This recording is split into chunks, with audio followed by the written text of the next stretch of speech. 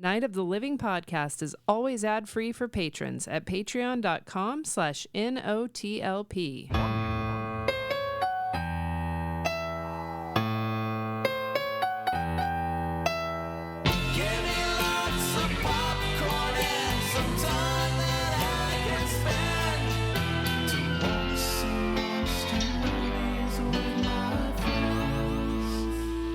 Talk to me.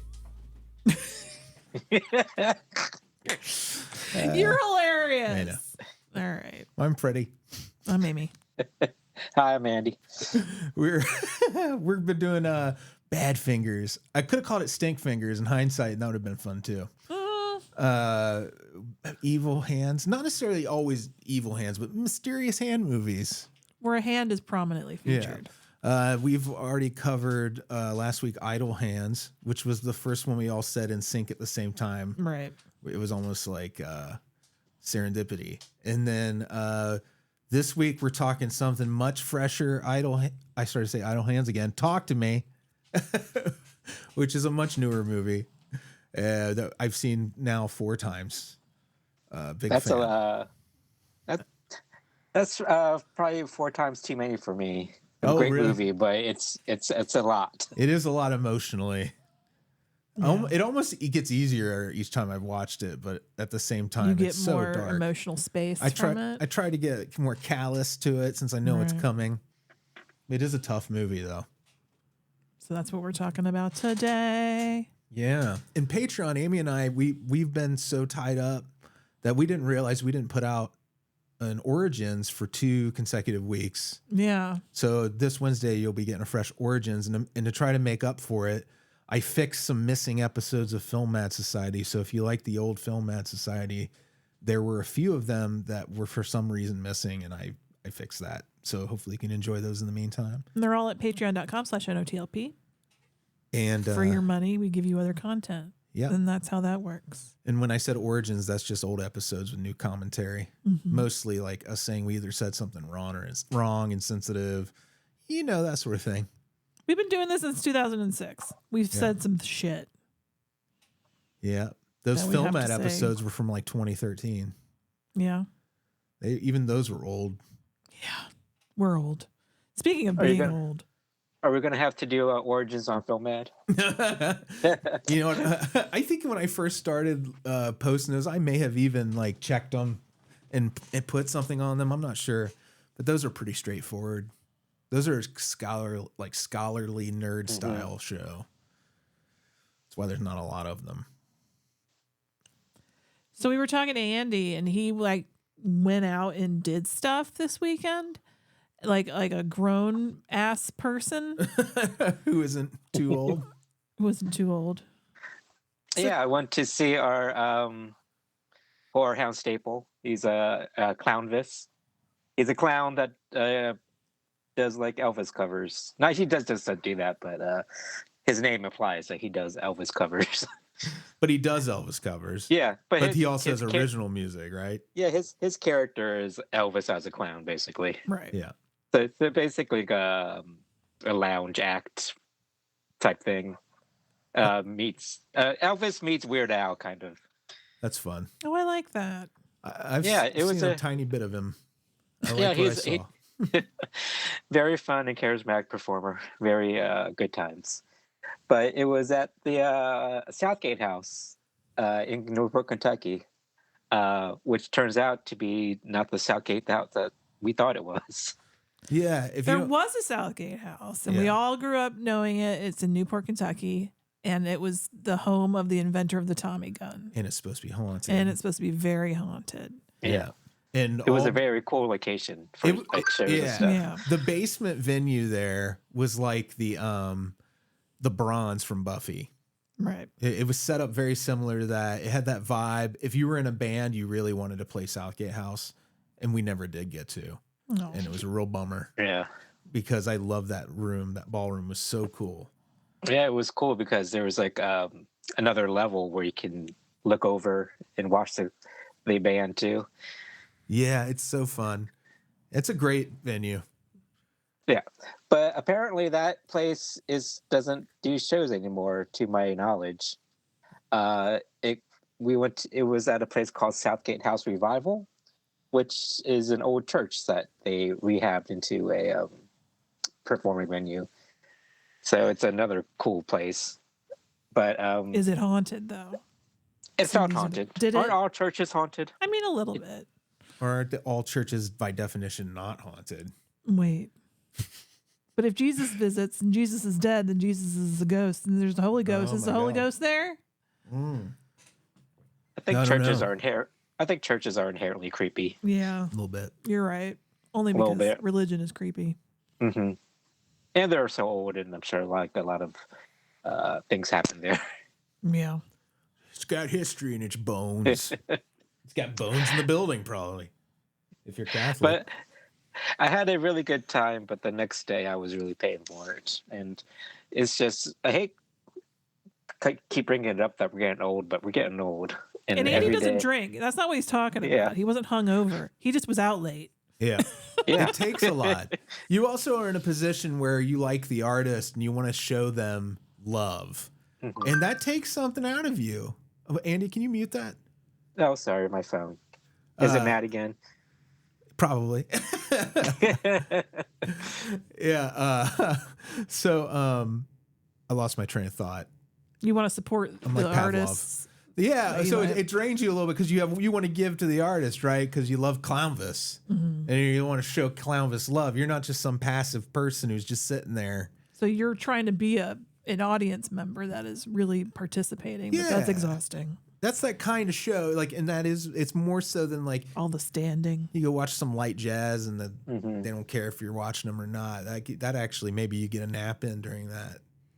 But here's the thing: there were plenty of chairs, but I chose to stand, so that was probably my own fault. Oh yeah, were a lot of people seated? Yeah. Oh, okay. Because it's a lounge act. Yeah. The crowd was mostly people our age, and maybe mid-40s. Yeah, like 30s, 40s, even older. I think maybe I'm just built different, and they're just cooler than I am, and or maybe they just pay the price just as much as I did the next day. Yeah, maybe their butts hurt real bad. That's what I like to believe. Their butts hurt. Yeah. You hope their butts hurt. That's what she likes to believe. That's what I like to believe. But it's a really cool location. Maybe we can make it out there sometime. Yeah. Yeah, it'd be fun. If they have early shows.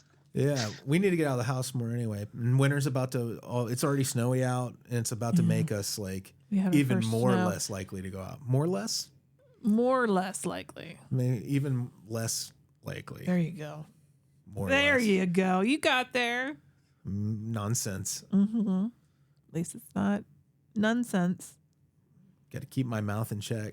It wants to slur everything. I feel like, like I'm on Cops or something. When you say when to slur. How much have you had to drink tonight? None at all. Just some water. When you said you want to slur everything, I thought you meant you wanted to throw like slurs. No. Like Freddy. Not at all, sir. Nice. I just am getting a little tongue-tied. It's being around me. I get it. Yeah, it is. Do you guys want to talk about the movie? Yeah, let's talk about the movie. All right. Turn out lights, it's the main attraction. Talk to me. This one's still at 82% on Rotten Tomatoes. It deserves it. It does. We got this in the US July 28th, 2023. It's real fresh. It was a festival darling though, like the year before. It made its way from like the Adelaide Festival to Sundance, and it was hot stuff. In fact, they offered the directors like a whole shit ton of money to make an American version, and they were like, nope, we work in Adelaide and we're going to hire people that work there. I thought it was kind of cool. So they want producers wanted them to remake the same movie, but in America? They wanted them to make a big budget Hollywood version of this movie, and they turned them down because they wanted to support their local like special effects industry and everything. Yeah, isn't that kind of cool? It's cool that they turned it down, but it's kind of silly to make a big budget version of this because it's what more could they have done? Well, that's just some studio realizing how much buzz was around this thing. You know what I mean? They're like they probably didn't even know. Whoever was doing that probably had never even watched the movie. You know, Yeah. Some executive. Who knows? It's a weird thing, though. You're right. This one was written and directed by the Filippo twins, who are on YouTube as Raka Raka, and that's where they came from. That's mainly what they're known for, is making YouTube videos. Mm-hmm. Have you seen any other videos? Yeah, I didn't know they were twins. I thought they were just brothers. Yeah, I'm pretty sure they're twins. And twins. They had a writing partner too, Bill Hinsman, and it's from an idea by Daley Pearson, who created The Strange Calls, one of the great shows, and Bluey. Bluey in this horrible horror movie that's so grim. Couldn't be more different. But their YouTube videos are stuff like, they have like Ronald McDonald freaking out at a Burger King and like wrestling stuff. It's really not, it's like, you know, the kids in the movie are kind of wild. Like, it feels like they are those kids. Mm-hmm. But they made this really sophisticated movie. Music's Cornell Wilczek, who I just want to mention because he's still working with them. He did Bring Her Back, but he also did Together, which was that hit movie that just came out this year. Oh, Dave Franco and Annie from Community. What's her name? Oh, yeah. What is her name? Andy, do you remember? It's his wife. Allison Brie. Yeah. Brie, yeah. Their junk gets fused together. Mm-hmm. They get fused together at the crotch. I haven't watched it yet, but I'm very excited. To see them fused together at the crotch. Yep. This movie's set in modern day Adelaide, which is where the creators are from. In the opening, you have this big house party where this guy Duckett, who is being summoned by his brother, who's freaking out. They turn up on Duckett locked up in a room at this party. They have to break down the door, and he says this crazy line. He says, "Pop said that you're going to hurt a lot of people."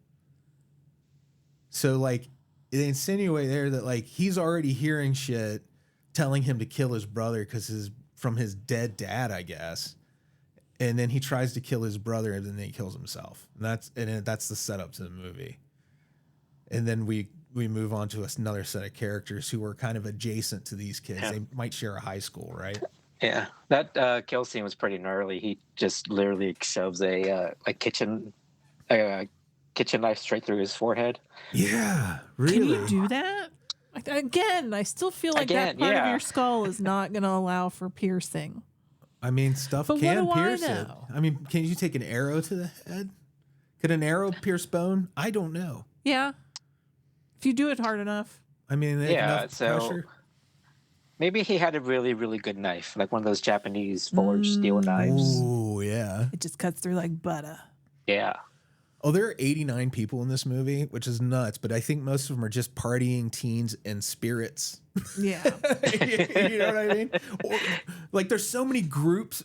This movie is very much like, do you want to be in a movie?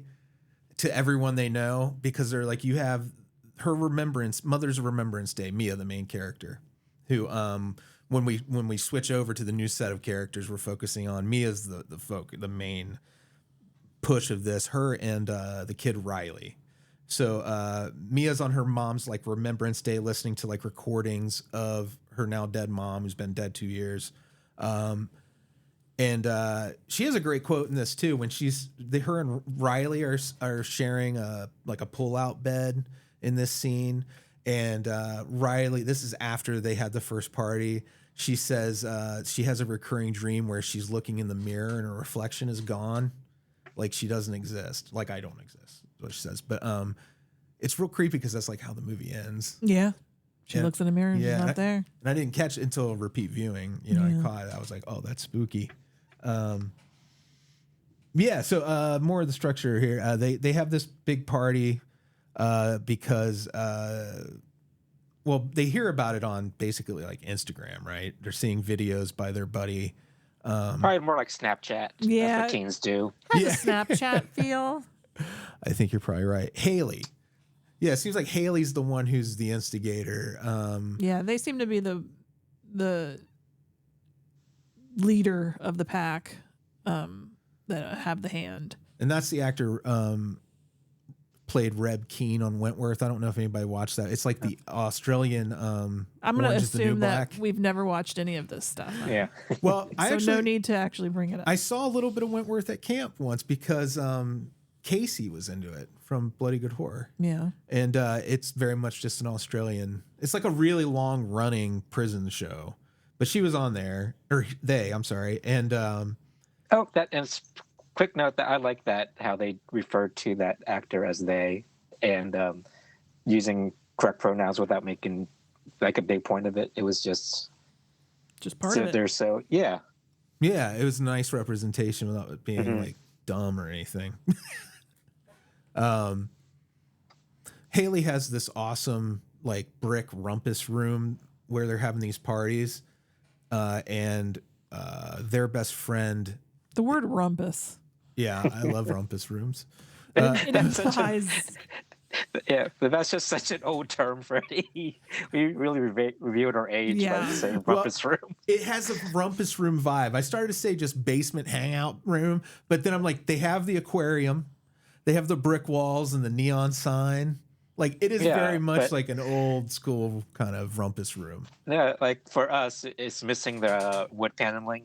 The beanbag chairs. Yeah. Well, I think the brick, you can go either wood paneling or brick, and this one was brick. Mm-hmm. You know, I think brick is more timeless. It is. Looks better. It really but does. There's a certain nostalgia with wood paneling basements to hang out in. Same. I get that badly sometimes. Makes my heart yearn for the past. I think it's called nostalgia. My dog was sleeping right here next to us, and then she just like sat up and looked into the corner for a really long time, like concernedly. Because she used the hand. There's a ghost in here. Maybe there's a spirit there. There could be a spirit here. Now she's sleeping again, so it's fine. So it looks like Haley and Joss are like the spearhead of the party. Like Joss has the hand and Haley has the basement. And they're doing these videos. Together, their forces combined. Yep. Where they do the hand thing. What you see in the movie? The presumption is we're going to spoil this. Of course. If you're a new listener, we always spoil the movie. We assume you've seen it. But like, I love how nonchalant they are with the videos and everything building up to it and how everybody wants to go to the party and be part of it. They're not scared of it at all. It's just more excitement. Like it's like a drug. Without them being heavy handed with it being, it's not, you know, it comes off as a metaphor for drug abuse, but also they don't really, it doesn't feel ham fisted to me. It's subtle. You know, I mean, it's not explained. It feels realistic and grounded. Yeah. Like, I like there's just the teens, all the teens in this movie, they felt like teens you knew or know. Right. It felt very relatable. Definitely. So you get in the first act, there's that first party is how I think that would be like the end of the first act, right? Where Mia gets to use the hand. She has the whole crazy interaction with ghosts and she's gotten just a taste of it. Now she's really into it because she thinks maybe she can talk to her dead mom, right? Is that what you got from that?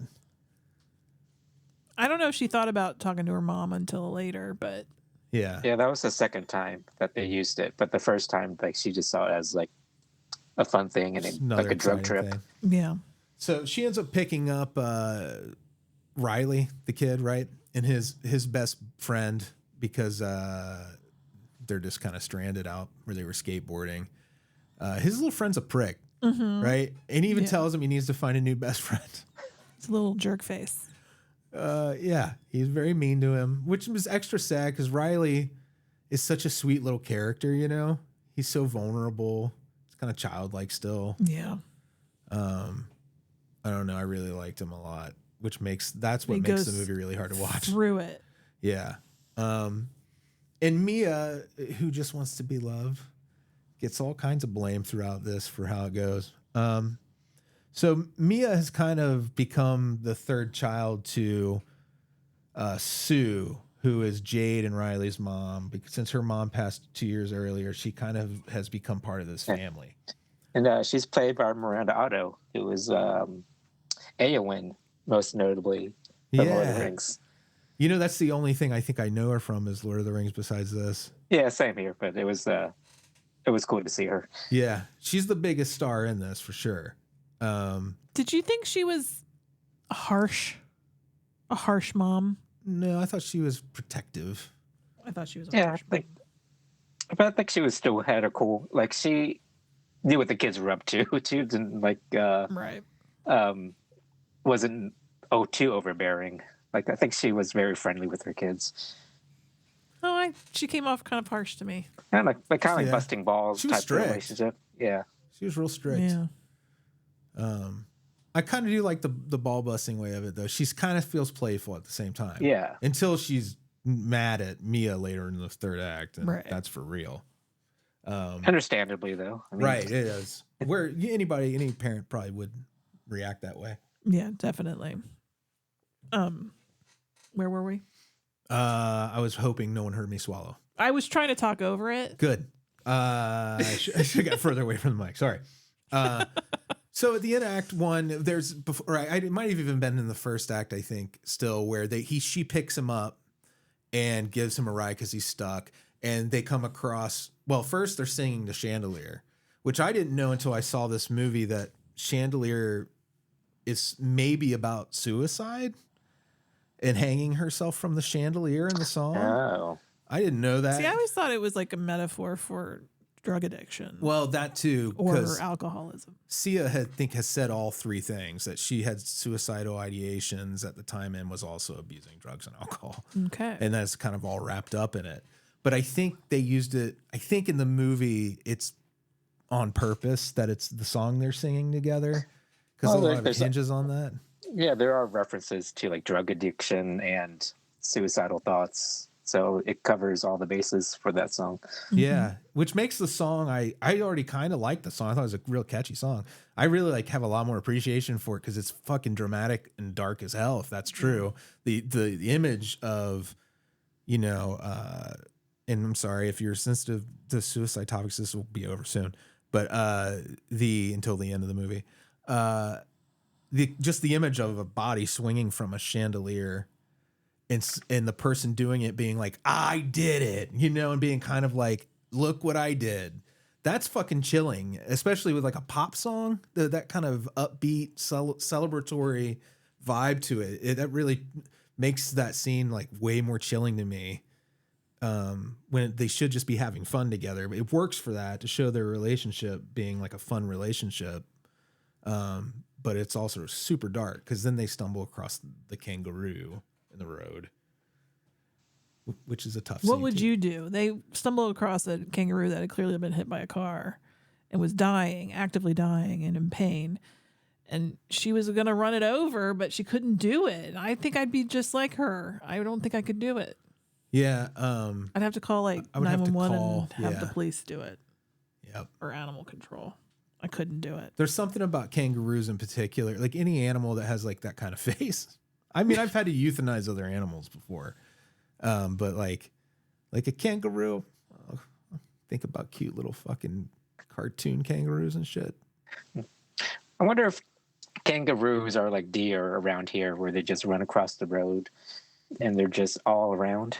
I think they are, because I remember so. Didn't we covered Wake and Fright with Ben, who lives in Australia, and I think we were talking about how they were almost like a nuisance sometimes. Yeah, but that's just crazy for me to think about, that just kangaroos are just hopping across the road. Australia's a fucking weird place. Yeah. It's not real. Nobody can top them with wildlife, right? Right. Maybe South America in some spots, they have some pretty intense shit down there. Bugs and reptiles. Yeah. Ugh. Everything wants to kill you down there. Yeah. Even hands.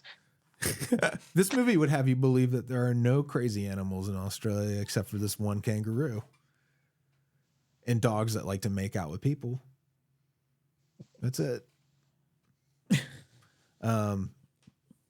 Yeah. So they move on to the second party, right? Where now Riley and his shithead friend James are tagging along. And which they already are kind of like, Haley and Joss are already kind of like tolerating Mia at that first party. they kind of are shitty to her. She's almost an outsider, and it seems like they're even more like cut her off after her mom died. And so she's still trying to work her way back into all her social circles, which was relatable to a lot of people, I'm sure. And she got a little success that first night where they started kind of welcoming her back in, I think. And then the second night, she might be pushing her luck by bringing the kids with her. Wasn't the second night when they come to Jade's in Riley's house? Yeah. Oh, did they bring it there? Mm-hmm. Yeah, it's because Jade, which is Riley's sister, her boyfriend wanted to use the hand. Yeah. And that's the whole reason for the second party. Yeah. So it's not like they brought Riley along because he lives there. Because she said next time, no cameras. It was at their house the second time. Yes. I went over my head. I've seen it 4 times now, and it went over my head every time. I just thought they went back to the same old place. Sweet little doofus. Just gotta watch it again now. Number 5. So that's how she still has the hand there later on, because they brought it to her. She didn't steal it really. They just left it there. No, she steals it after this incident. Okay. Thank you for that. That makes things a little clearer though for me, because I kept wondering where, like, I was like, oh, she just kind of, they kind of gloss over that real quickly, her getting the hand, taking possession of it. And it seemed like a pretty important moment. So yeah, the second party, he begs to do it. And his sister, Riley, Jade, his sister. Do you think Jade, his sister, looks like Darlene Connor? Yes. I just wanted to mix. Is Darlene Connor mixed with Johnny Galecki? Oh. if they like Darlene and what's his name? David had a baby. They did. It was a girl. They did on the Connors. I know, but yeah, I know. So it'll be if they melded together like in Together. Yes, it'll be this character. Oh, but before Riley uses it, Jade's boyfriend Daniel. Yeah. That's when he mixed out with the dog. Yeah. That actor really made out with that dog, you think? Well, it's a puppet. Was it? Yeah, Okay. they used a puppet, which I'm like, why not just like, it's a dog. It's a good look. I couldn't tell. Yeah, it looks real. I mean, I guess an actor shouldn't be subjected to that. Here's the thing. Like, I've let dogs like lick my mouth and everything, but this dog was really going at it. It was going for the teeth and everything. Yeah. Yeah. It was gross. She describes him as ultra Christian too. Jade describes Daniel as when she's trying to make him sound safe for the mom, but I think she's right. I think that the character, there's things like kind of they drop where he seems to be more like hesitant about the whole thing compared to the other kids at first, because he's probably the religious kid. Yeah. It's another subtle thing that they don't really bang over your head, where they don't show his family life or anything, but they insinuate, a lot about the character that way. Mm-hmm. So I guess it depends on what type of ghost that you welcome in. Yeah. So the ghost that Daniel welcomes in is very sexual, I guess, because he starts humping the floor and touching himself in a very erotic way. And that's when the dog comes up and just straight up makes out with them. In it's the same ghost that comes back later in his bedroom. And is this the toe sucking one? I think it's the same ghost. I think you're right, Andy. I think he picked up on a horny ghost. And the horny ghost, once Mia stayed the night, there's a point where she stays the night at his house. And in the middle of the night, they used to he was at her house. Be boyfriend, girlfriend, but they're not anymore. Was he at her house? Yeah. I can't keep these kids' houses straight. You don't have to. I love all their houses, by the way. Not an important detail. Good house porn across the board. Yeah. So they're in bed together, platonically, even though they were girlfriend, boyfriend for a brief moment. Question for you. Yeah. Does girl code not exist in Australia? Here's the deal. Daniel is Jade's boyfriend when we start the movie, but at one point he had gone out with Mia. Mm-hmm. But Mia and Jade are best friends. Did Jade break girl code? I would say I believe yes. I think it sounds more like a middle school kind of really. It doesn't sound like it was anything serious. I think they were all friends at one point before they started dating each other. So I think they kind of have an understanding that it's not like she's stabbing her in the back Okay. by dating. And they say Gucci instead of Coochie. Yeah, Okay. Now you're Uh, caught up. Now I'm caught up. That's Australia for you. Everything's mixed up down there. Goes the other way around in the toilet bowl. Yeah, Toe sucking toe sucking, yeah. spirit takes over Mia and she goes to town. You could tell it was fake toes because I was like, what if you had to do that on real toes as an actor? You think it was also a puppet foot? Yeah. They're like, it's You could tell like the skin on the toes was just a little too like shiny. huh. Well, yeah, I was too mortified. I don't know what age these actors were when they filmed this stuff, so maybe that had to be part of it. Maybe. They're Well, like, you can't suck on this actor's toes. He's I 17. wouldn't want to suck on anybody's toes, no matter what. Mm-hmm. Even if I was an actor or not. You would have a word with the intimacy coordinator on set. Yeah, I'd be like, you guys are making toes, right? Oh, man. And they'd be like, of course. We're making toes over here. You know, something we glossed over before was when Joss explains the hand was a real human hand. It's a real human hand encased in Porcelain or whatever. something. But it was severed from a medium who could talk to the dead. And then it's real muddy and mysterious how he got it, right? He says it was a friend of a friend. He got it from Duckett. Well, yeah, ultimately from Duckett, right? It had to be. But like the ultimate or the final where it came from is not addressed. No. Which is cool. Yeah. I like that. Yeah, it's almost like The Ring, the origin story, like it being passed around by teenagers, and I got that same vibe a little bit from this movie. Definitely. I also got a witchboard vibe because I mean it covers the same progressive entrapment. Yeah, it's pretty much that. Yeah, that's a very witchboard influenced movie, I'd say. I bet if I cornered the makers, they'd admit it. They'd be like, "Yeah, we were mainlining Witchboard." I mean, it's a much cooler movie. Much. There's no Zarabeth in it. Maybe it's Zarabeth's hand. Oh my God! If this is an unofficial Witchboard sequel and that is Zarabeth's hand, is that Tawny Katane? No, that's the medium, the TTFN. Ta for now. Oh, that bitch from the Witchboard. gum snapping medium. She's terrible. I love her. I know it's terrible and over the top, but I think that actor's hilarious in that role. Anyway, we're not here to talk about Witchboard, even though this movie is a direct ripoff, and everybody knows it. You heard it here first, folks. Breaking news. Total fucking Witchboard Everybody ripoff. knows. We're gonna make a YouTube video about exposing them Exposed. as hacks. I still haven't seen. Well, we get in that later. I was just gonna say I haven't seen their second movie yet, and I want to. So we got to Daniel, Balin, and Shaman Terror at the second party. But this is after the second party where Riley gets infected, lets in a spirit. Yeah. How long is he?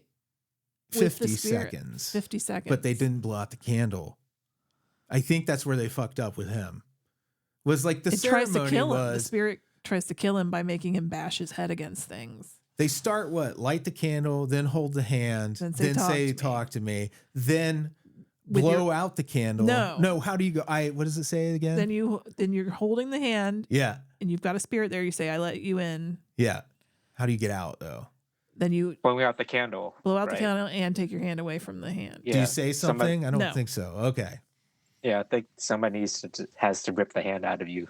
Good, clear rules. Right. I love that in horror movies. That's what I loved about When Evil Lurks, that there was a list of rules, just like Gremlins. And they didn't break the rule, you think. They let you think maybe he was only down for 50 seconds, but no. They missed an important piece. Nope. He also held on to the hand longer than 90 seconds. Yeah, it was longer than 90 seconds. Him and Mia did it. Okay. God, did you watch this movie? 4 times. Good So shit. they broke the rules in different ways. Yeah. Yeah. For real.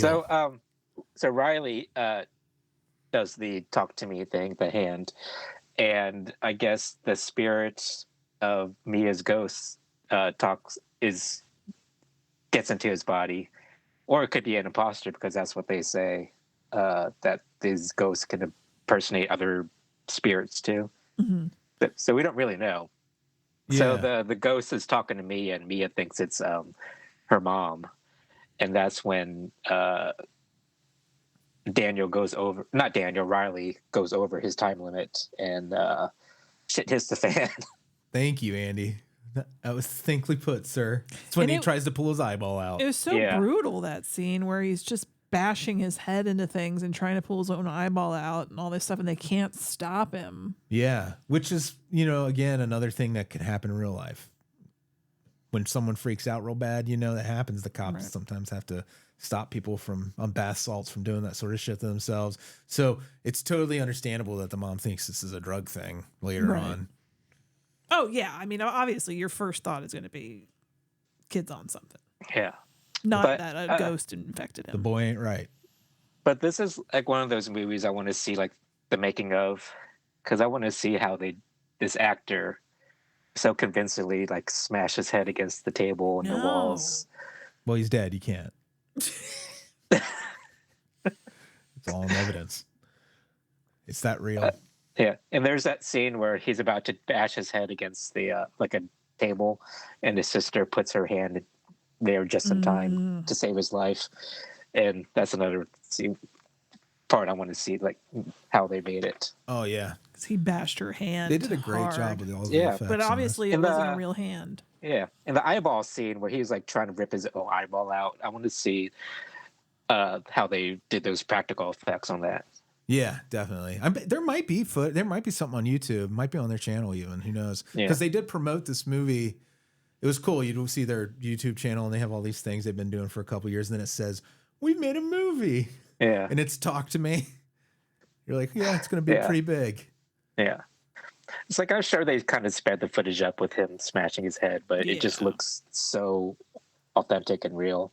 I was like, damn, this poor kid. Mm-hmm. He was such a sympathetic character, not sentimental. Just the way he looks so helpless and innocent. If you look up his IMDb picture, it's kind of funny because he looks like a street tough kid. Mm-hmm. He looks like he would rob you. But he's just like a sweet, cuddly little 14-year-old kid. Yeah. They figure the reason, and he continues to do this even in the hospital. Any moment he's lucid, he tries to kill himself and tries to bash his head and into the walls and things like that. So they figure the only thing they can think of is that they forgot to blow the candle out. So they got to try again by having him hold the hand. And they try to do it, but it doesn't work. Then what happens? Well, no, they Mia, while they try to get Riley to hold the hand, Mia sees a little girl ghost. Oh, that's right. She talks to the little girl. And the little girl says, "I'll take you to Riley." And then Mia sees like Riley's spirit is being like tormented by these ghosts that want to keep him there. Which is the truth, right? You feel like this is the truth. But there's no reason to believe this is the ghost tricking her at this point anymore. Right. Yeah. Because like there's like good spirits and bad spirits, and seems like Riley unfortunately got possessed by like a bad spirit. And the only way to fix it is to kill him, right? That's what Mia figures out. Yeah. That's the only thing I can do is put him out of his misery. Just like the kangaroo. Yeah. Back to the kangaroo, y'all. But the ghosts are telling her that, though. Right. So, because they want Riley to stay with them. Like, they want his fresh meat. I feel like her mom ghost is, you should do the opposite of whatever the mama ghost tells you to do. Because the mom ghost is clearly not liar. the mom. Yeah. Yeah. Mom ghost is something evil. For sure. But so she decides she has to kill him, so she sneaks him out of the hospital. Yeah. And she's just going to push him into traffic is the idea on the highway. In his wheelchair. It's a pretty intense scene. Yeah. And Well, before that, she gets visited by more ghosts that kind of fuck with her mind at her dad's house. And her dad tries to Yeah, her dad like is banging on the door and trying to get in her room because like me is being attacked by a bad ghost. And is it an evil version of her dad at one point? Yeah. Because they say like ghosts can impersonate other people, and Mia thinks her dad is attacking her, but the real dad breaks in, and Mia stabs her dad by accident with a pair of scissors. Right in the throat. And apparently that character survived. I thought for sure, I was like, oh, that's death spurting out. Right. Mm-hmm. You know, but apparently that's not what they were going for. So really Mia has nothing to live for at this point, and she's just her head is not right after what she's been through. So she's real susceptible to what the ghosts are telling her, and they're telling her to kill Riley. So she takes him out to the highway, and she's about to do it. But everybody finds her, and she ends up in the road. But I think she kind of comes to the realization that she's being manipulated and sacrifices herself to save Riley. Because I think the ghosts just want a spirit. Doesn't necessarily have to be Riley's. Yeah. Well, it's the exact same thing that happens in the beginning. Just again, like instead of it being Mia and Riley, it's Duckett's. What's his name? Duckett and his brother? Yeah, Duckett and his brother do the same exact thing where his dead dad's telling him to kill his brother. And he realizes and stabs himself in the face. Right. Because Pop said that you're going to hurt a lot of people. So yeah, she ends up dying, and she ends up as a ghost, wandering the halls of the hospital, seeing her dad eventually get better and leave, seeing Riley get better and leave, not seeing her own self in the mirror. Yeah, like her dream. Ooh, and you're like, foreshadowing in this movie. Whoa! And then there you go. It's so good. Then there's a hand extended to her in the darkness. Yeah, I love the end of this movie. And she grabs onto that hand, and then that person says, "Talk to me." Yeah. She's the ghost now on the other end of it. And the guy, there's Greek language being spoken, which makes you think maybe it's left the country. Even maybe the hand might be on a world tour, so it means it could be coming for you. It's out of Adelaide. It's in the air. You know, I find the end of this so much more tragic because it sounds when Jade says Riley is doing so much better today is the day she comes to kill him, which you're like, but isn't he still trapped in hell? I guess they were lying. At the end of the movie, he's okay. Yes. So it is kind of a happy ending for Riley and Jade, but unfortunately, poor Mia is like stuck in limbo. Her poor dad. He's been through it. Yeah, really. And he's American, right? Or he sounds American. He sounds American. That was a mind fuck for a second. I'm like, wait a minute, this man does not have an Australian accent. What am I watching? What is happening? Did I hear this right? Am I understanding accents anymore? Do I understand English anymore? Nope. He was not Australian. Yeah, it's good. Yeah, but I just felt so bad for Mia because none of this was her. Like, she got thrown in these situations without, because a lot of times in horror movies they kind of like pay for their mistakes and or their transgressions, and this poor Mia, her mother killed herself and she's going through the depression and she feels like an outcast from her friends, and she just did this innocent thing by holding on to this hand and fucks her life up. Yeah, she's super tragic character. Sad as fuck, but also you could look at it as somebody who has been beaten down and still rose to the occasion. Yeah, she does have her heroic moment by like sacrificing herself for Riley, because she did feel responsible for Riley's demise because she kind of let Riley do it. Yeah, she was the adult in the room, really, and she said he could do it. I have a question about if you guys saw the same thing I saw, or if maybe you know what it is. The scene when they're sharing the pull-out bed and he's fallen asleep watching like a game show on his phone, and they take the AirPods off and then touch his cheek, and then the hand is pulled away and a new hand comes in and touches his cheek a second time, and it looks real creepy. Yeah. But that's before Well, I guess that's not before. Is that the same night? That's the same night, right? No. That's the same night as after Mia did when she did it. The first when time. she did it. Yeah. Yeah. At the party at Doss's and Haley's house. So like It's something maybe she brought into the room that saw him and wanted him. yeah, I think it's whatever is impersonating her mom, right? Is what you're seeing the hand of her. Maybe that's the hand of her mom. But it's like it kind of looks like her hand, but it looks waterlogged and just bluish. Mm-hmm.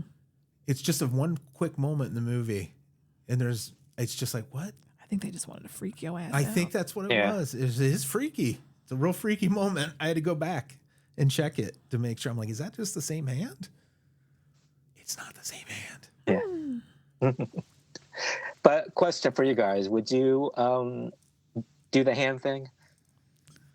Not now, but you mean if it was if you were a teenager back in the day and this hand was being passed around at a party, you think that you would have done it? I did every stupid fucking thing anybody asked me to do growing up. It's a miracle I'm alive. Yeah. You knew me when I was a teenager. Would I have done it? Oh yeah, we would have done it together. We were adventurous. Yeah. What about you, Andy? I probably would have. Peer pressure and all. Yeah, peer pressure and like teenagers don't think about consequences, and this seemed innocent enough. Yeah. It does. They're having so much fun. Like, but as the adult watching this, the adult in me is like, these kids, the first time I saw this, I'm like, holy shit, these kids are out of control. Mm-hmm.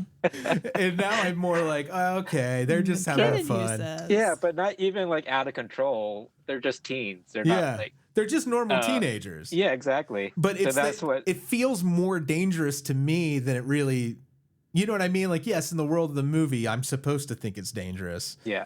But like to me as a viewer in the audience, the film itself felt dangerous, which is really kind of awesome. Well, I think it's because these kids felt so real. Yeah. And it didn't feel like a movie kids. You know what I mean? Yeah. These are the kind of kids that accidentally kill somebody and have to hide a body. Yeah. But it's not like kids from like 80s or 90s movies that they were felt so older than they are or felt precocious. Yeah. And they know something adults don't know. Yeah. Yeah, these kids felt like actual teenagers. Yeah. And I think the fact that he cast like unknown actors really contributed to that. Oh, it's hugely realistic. It reminds me a lot of kids in those moments. Yeah. So I think that's why it helped. That really helped the impact. Yeah. Of the movie, because like you really care for these characters and want them to be okay. I meant the movie kids and not just kids in general. Yeah, we talked about that. I think everybody understood that. That movie fucked me up. That was a hard movie. Another Never hard seen movie. it. I don't want to. It's sad as fuck. You like being sad? No, I don't. Toxic positivity only. Yeah, but you guys haven't seen their follow-up, like Bring Her Back? Not yet. Ooh. I know, that's what I've heard. It's still scary though, right? It is, but it is scary. Just like Talk to Me was, but it's very, very similar. Like treads very same, like a lot of the same territory. Yeah. I want to think that. I think that these Filippo brothers, they had some trauma in their teenage years or something. Maybe, yeah. Because the way that they put their young actors and young characters through, it's like, damn, are you guys okay? You need a hug? Yeah, can I give you guys a hug? Yeah, I think you'll dig their YouTube channel, Andy. It's wild. It's a circus. Sounds like fun. Yeah. I like circuses. Mm-hmm. Yeah, but like these were their debut movies, right? This was it, yeah. Yeah. So it's really impressive. Very impressive. Yeah. They got a green light on the sequel right away, and it's been in pre-production since 2023. So. Oh, there's a sequel to Talk to Me? And it's Talk the Number 2 Me. Oh, okay. That's which cute. anybody would have figured out. Yeah. You kind of have to now, right? This is one of the first movies I remember going to the theater after the pandemic. It's one of the first I went back for, and I did not regret it. I remember we were pretty blown away the first time. Yeah. It holds up great. I'd watch it again. Yeah. Again, I missed it again on the fourth time. I was actually, the last time I watched it, I was actually taking notes on it. And I think I missed some extra shit by stopping to take notes. I should have just paused it. I guess you did. Yeah. This movie's, it's very rich. It's a rich movie. Rich text. Yeah. And I feel like both of these movies play better in theaters because when you see like all these spurts of violence, it's when you see it on such a big screen, it really comes across more. Did you do the IMAX when they re-released this? Oh, I didn't know they did that. But Yeah, they did I didn't see it from in the- theaters. But I remember I saw Bring Her Back in theaters, and that collective squirming of when the violence happens, it's a really cool experience to have with the crowd. Well, Amy and I can squirm together then. Aw. I'll squirm with you. Oh, baby, I'll squirm with you. Mm-hmm. Yeah, Bring Her Back. It's highly recommended. Along with Talk to Me.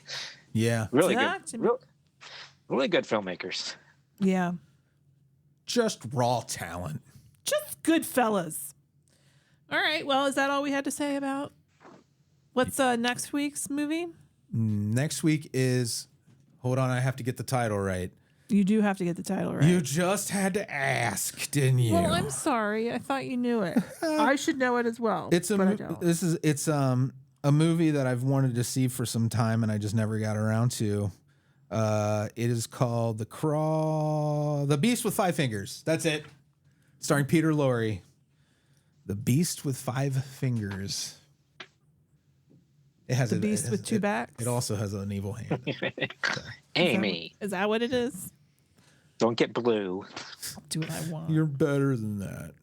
Am I? Okay, well, thank you so much. That was awesome. All right, now's the time of the show where we talk about what we've been watching. What's the algorithm been serving up to you? What's going on, fellas? Freddie Morris. Well, I have two things. One, I'm just going to say quickly, Marvel Zombies. Meh. I read all the comics and then I was like, oh, they did this whole animated series. It's basically like a feature length total. It's so fucking dark. And like, it's the comics are super dark, but it's cool to look at, zombie versions of superheroes. Sure. But it's kind of like almost traumatizing to hear these actors, from the MCU turning into zombies and stuff. It's kind of a weird experience. I don't necessarily recommend it to everyone. It's okay. Peacemaker season 2 though. Across the board, fantastic. One of the best seasons of TV I've seen in years and years.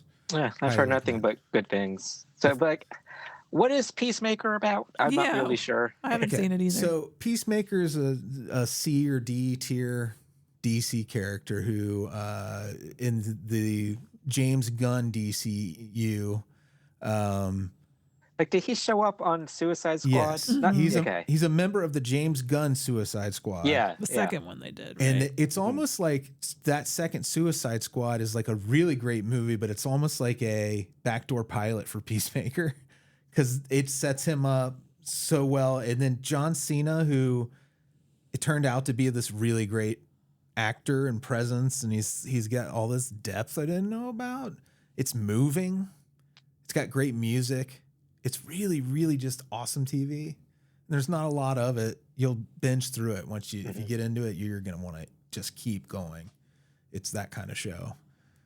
So it's all these like fallen heroes that have to redeem themselves. Is that this like the basic premise? In Suicide Squad, yes, but in this show, it's after he's out of prison in Suicide Squad, he ends up in prison at some point and ends up out, and him putting his life back together, like his dad, who is Robert Patrick from Terminator 2. No, from the X-Files, the last 2 seasons. He's Agent great Doggett. as his dad. And then he ends up in another kind of government function again with a different team. But they're not like fuck ups like Suicide Squad. They're just other, they all have different backstories. So that's pretty cool. If you like that sort of thing. You were talking about the music. Yeah, it's a lot of hair metal. Yeah. James Gunn loves hair metal and punk, and it's like shit you grew up listening to probably if you're Gen X. and it's used as, some people don't like needle drops on shows. If you don't, you're not going to like Peacemaker. A lot of it's needle drops and really cool montages and that sort of stuff, but it's so much fun. It's great. Yeah. Our friend Nathan showed me the opening, the dance number that they do for the first season or the second. Yeah, do they do for both seasons? I think. Yeah, there's two different. They do a different dance number for the second season. Yeah, but the theme is by like Foxy Shazam, right? Mm-hmm. Yeah, that's this season. Yeah, the second which season. Is a local band, so always bring it back to Cincinnati. There's so much Foxy Shazam in the second season, not just that song, but other songs and in live performances in here too. It's really fun. It's got that just whimsy. Local connection. Yeah, gotta love it. It's real dark and violent. It's like your darkest sense of humor. It's like for fans of The Boys and stuff, but it has more heart than The Boys does. The Boys is more cynical than Peacemaker. Yeah. Oh, I think all of James Gunn's stuff has heart to it. Yeah. Yeah. And this is old news to a lot of you because most if you're if you're gonna watch Peacemaker, you probably beat me to it. Well, it's still this year, right? Yeah. Yeah, it's fresh. I mean, I think it was October or something when the last episode came out. All right. Yeah. Well, thank you. You're welcome. Thank you for watching something and telling us about it. It was hard, but I did it. Are they hour-long episodes or half-hour ones? Hour. Okay. Yeah.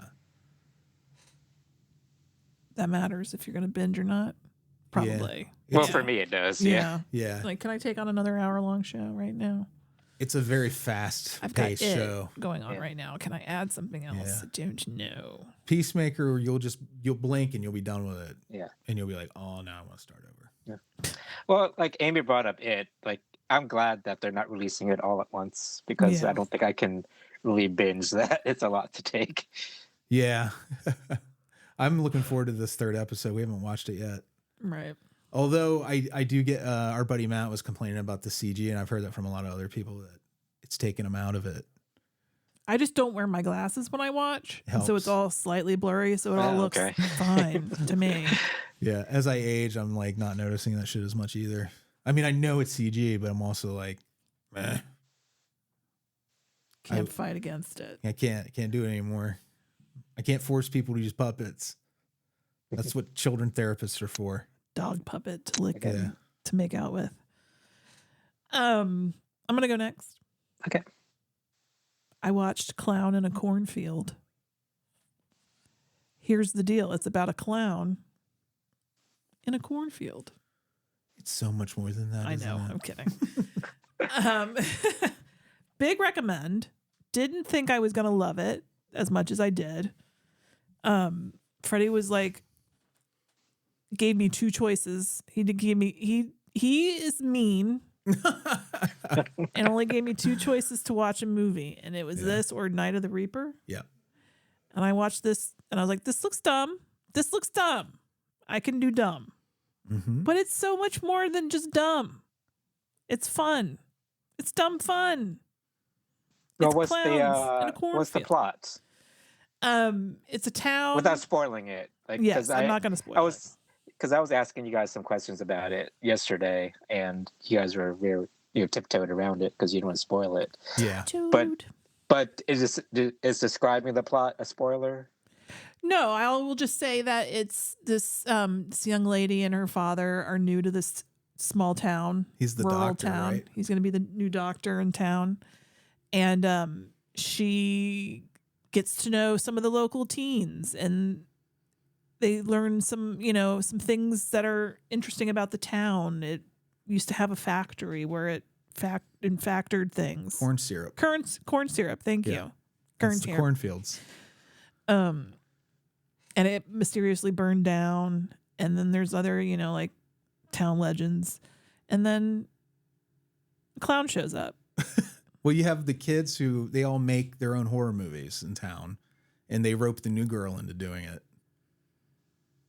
Yeah. They make YouTube videos. Yeah. They're like basically the YouTube kids videos. who made Talk to Me. Right. It's that.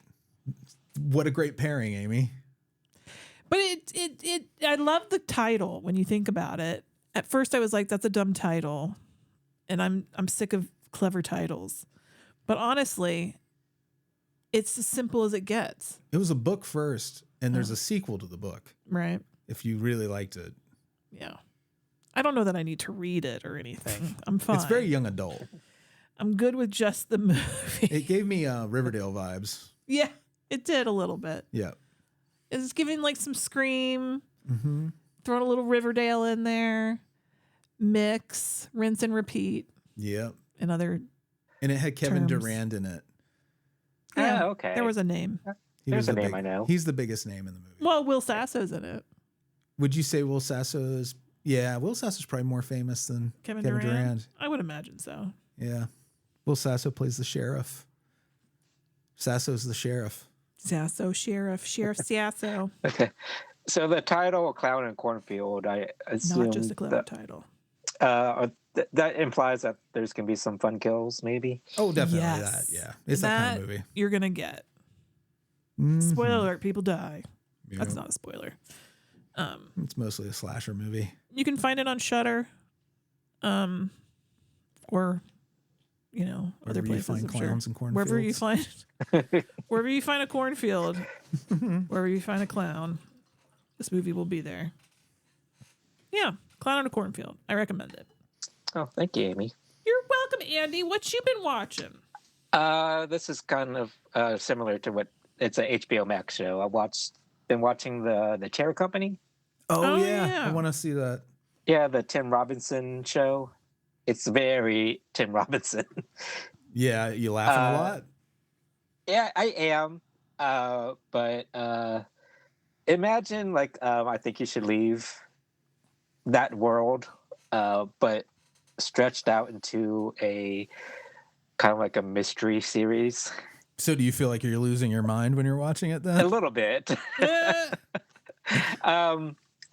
It's very like Lynchian almost. Really? Like it's more grounded than I think you should leave, because like there's a narrative to this series, right. and the Tim Robinson's character is like uncovering all these kind of like mysterious subterfuge type things with his terror company, and he just gets wrapped up into this thing. But it's populated by all these characters that you would find in I Think You Should Leave. This sounds great. Yep. It's exactly what I Yeah. want right now. Well, there wasn't enough Detroiters. Now you can Yeah. have this. Oh, yeah. Yeah, but it's a lot darker than Detroiters, because Detroiters is like Right. more billed as like Right. a comedy and stuff. Yeah. But this feels like almost like an Apple series. Yeah. Like it's a It's little heady. like heady and dark and twisted in the very Tim Robinson way. I still have to see that last movie he made too. Friendship or Friendship, whatever. yeah. Oh, with Paul Rudd. Mm-hmm. I almost watched that on the plane. Oh, yeah. Yeah. And I was like, Freddie really wants to watch that. So I Thank- decided not to. Aw. You saved it for him. Mhm. Yeah. Yeah. But yeah, Tim Robinson's so good at playing like a Clark Griswold type character, where he's this rage is seething underneath the surface. Yeah. You know what I mean? That Yes. type of character where they're just barely Yeah. holding it together. I And love it. the smallest things would just like set them off. Yeah, like every time they'd have those sketches where he's in the meetings. Yeah. Yeah. I love that shit. Yeah, a lot of this is like a lot of boardroom humor, like and it does get kind of frustrating because he keeps shooting himself in the foot and getting himself more deeper into this thing where he kind of just takes it a little too far. Oh, yeah. Well, that's what you That's expect with him. classic. Yeah, Going exactly. too far. You need that. Otherwise, But it'd be it's- off brand. But it's more easy to take in like short sketches, like and not that you Yeah. should leave. But when you get to know like know about this character and his like family life, it's a little more frustrating because he could easily not do these things. But he insists on making it worse for himself all the time. Yeah. I like Andy has a certain, like, there's something about the downtime on a show where you start calculating your judgment of the characters. Yeah. And you're like, okay, you got a breather. Well, how'd you spend it? Yeah, it's like I think I'm 4 episodes in, and I think they're up to episode 6 on HBO, and I think it's supposed to go to 8 episodes. And I'm just curious about how much more they can stretch this out, because at this point, at some points, it just seems like a lot of sketches like strung together. Yeah. But like, I'm curious to see where they eventually do take this, because I'm sure it's going to be very like, whoa. Yeah, I think I just need to get baked and watch this. There you go. Yeah, but I did laugh out loud like a lot of times. It's really funny. It's That's what I'm hearing. The Chair Company, right? Yep. On Max or HBO Max or HBO. It's just called HBO Max now. And they're dropping Max though, right? Are they? Yes, what I heard. Oh, for fuck's sake. Just call I it heard a it's thing going back to and leave HBO. it that way for a while. For crying out loud. I can't keep up.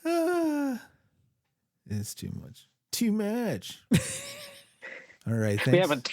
We haven't done that in a while. Little Dave Matthews humor for you. Yeah. Let's drop a bunch of poop on you. You know what's on the fucking Today Show I saw a little bit of today, which is odd. Darius Rucker. Okay. A man who I was forced to listen to so often when I worked What's he plugging? retail. He has a new band called something about howling Smoothie and the owl. Slowfish. Owl, howl, howl, owl, howl. Something like that. Is Booty and the Hoe Fish. Booty and the Hoe Fish. But I used to work in retail and like in the 90s, and that was like Muzak, like 4 or 5 Hootie and the Blowfish songs were in that rotation, and he nearly drove me off the fucking edge of the earth mentally. I hate Hootie and the Blowfish so much. Aww. But I wonder if I might actually have a little bit of nostalgia if I heard it now, but I'm afraid to listen to it.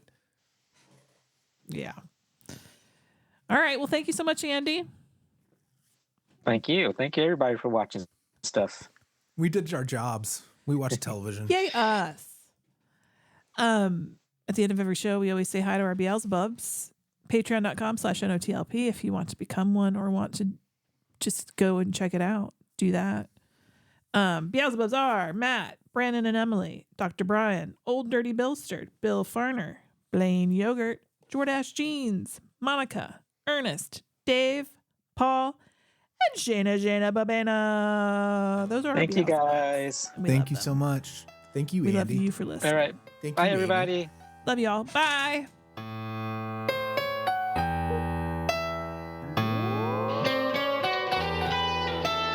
Frankenstein was wondering if he should go to bed when his old buddy